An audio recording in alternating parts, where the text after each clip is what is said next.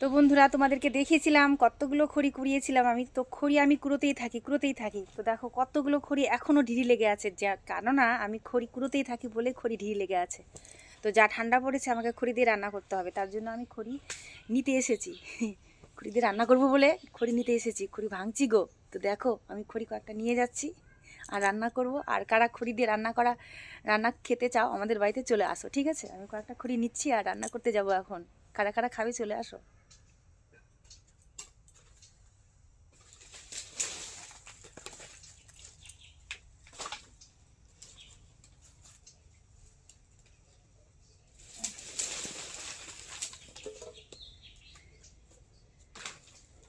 সেই আগের খড়িগুলো না গো, আছে, আগের খড়িগুলো আছে, কিন্তু আবার কুড়িয়েছি খড়ি। এই যে তেমন তোমাদেরকে দেখাচ্ছি, দাঁড়াও।